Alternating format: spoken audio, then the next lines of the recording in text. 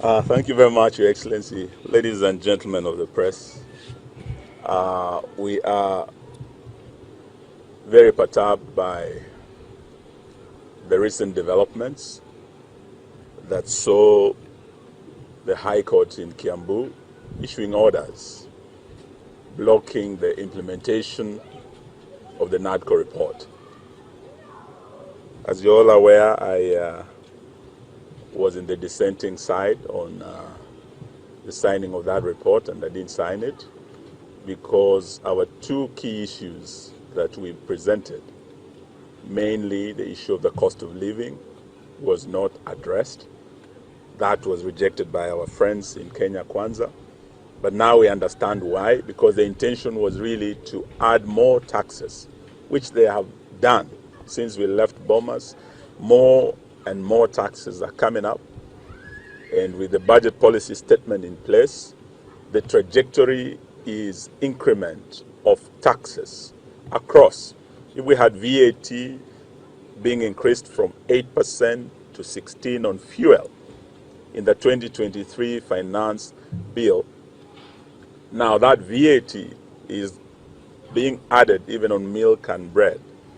We had zero rated under Uhuru Kenyatta matters touching on essential commodities, things like bread, milk, just for ordinary Kenyans, families, to have a meal, that basic breakfast meal. Now our friends are also adding VAT on that to 16%. They want to add VAT also 16% in the education sector. Already many parents, as we speak, they were talking of over 300 Kenyan children who are challengers joining secondary schools. Over 100,000 have not joined as we speak because of the challenges that the parents are meeting. Now, if that is added, that burden will go even higher. The most worrying issue was the second issue that we raised at Bomas as Azimio, and this is one of the issues that sent Kenyans on the streets, and that is the issue of electoral justice. The issue of doing an audit of the last general elections that was a product of a divided commission. The majority of the commissioners, as they appeared before us, physically and electronically, they were still not owning the results of the 2022 general elections. We heard from them, our two sisters who were in the US, and our two brothers who came to Bomas. They said the results announced by Chebukati were not the results of the commission. Those results were Chebukati's plus a minority of the commission, who are two commissioners. Though the Supreme Court made a decision on the matter, Kenyans still wanted to know exactly what happened. And that is why it was agreed by both sides that there should be an audit of that election, not to reverse the decision of the Supreme Court, but to ensure that future elections avoid the pitfalls of the past election, to ensure that the next elections of 2027, 10th August, that my brother Kalonzo wants to run as president, I want to run as president, there are others who want to run as president. Those elections will be credible, they will be verifiable. Those concerns that have been raised need to be addressed, and an audit will be able to reveal those pitfalls so that before 2027 we have in place remedial measures to address the concerns of Kenyans. That is what was agreed.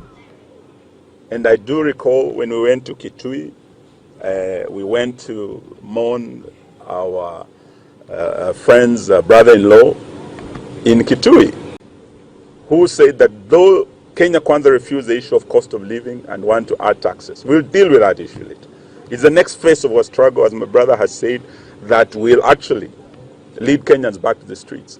But for the sake of the next general election, the sake of ensuring that the issue of delineation of boundaries, that is time-bound in our constitution, is addressed, let us not throw out the baby with the bathwater. In Kitui, I recited a poem by Jonathan Kariara, "For grass will grow." And this parent did say to God that, God, if you're going to take away my only child, then give me strength to dig his grave, for grass will grow. And we did say to William Ruto and his Kenya Kwanza team that if they were going to cross the red line and actually interfere with the bombers' talks, the product, in terms of tampering with the electoral justice issue, which was the main issue by Azimio, apart from the issue of cost of living that was rejected, then they must be prepared for the consequences. And we said, let the good Lord give us strength, for grass will grow. Now, what has happened, we want to state here from the coast that Dr. Stephen Kalonzo Musyoka and I have been in government. We are experienced ministers. He was our 10th vice president. We know how governments work. We know how the deep state works. We know how the system works. We can see the fingerprints of the deep state, of the system, on this legal roadblock that has been placed in the way of the implementation of the bombers' document. And we do know that already signs have become clear in Parliament. The way the NADCO report is being processed through the Justice and Legal Affairs Committee of the House, JLAC, we do know that there have been deliberate delaying tactics on the part of our Kenya Kwanza friends. We have some of our colleagues, like the senior counsel, Otienda Amolo, who have been expressed their frustrations through what is happening in that committee.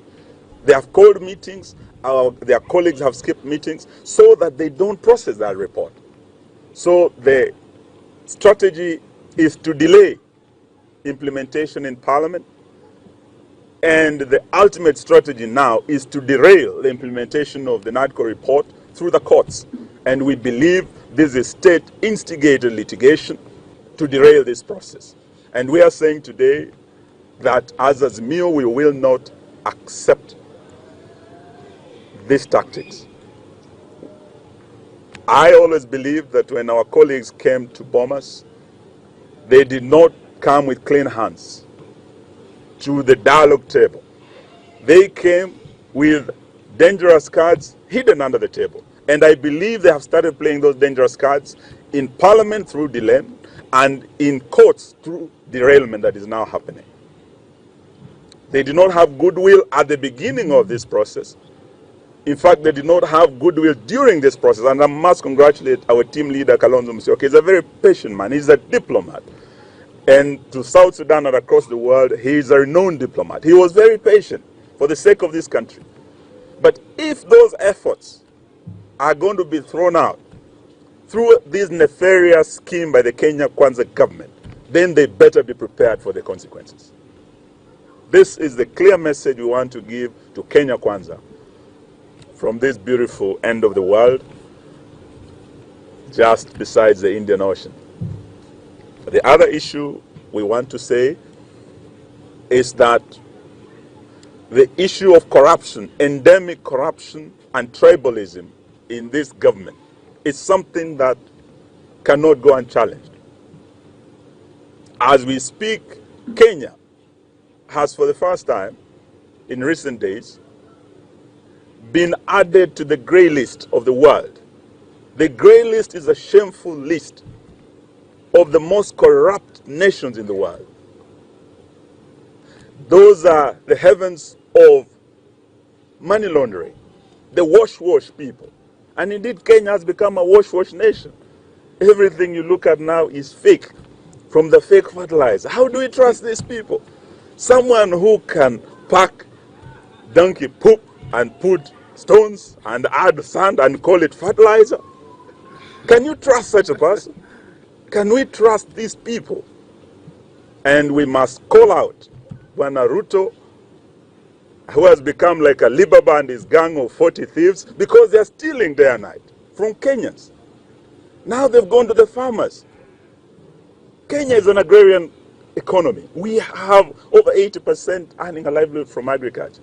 You promised them that when you enter State House, you will ensure there's guaranteed minimum returns to the farmers.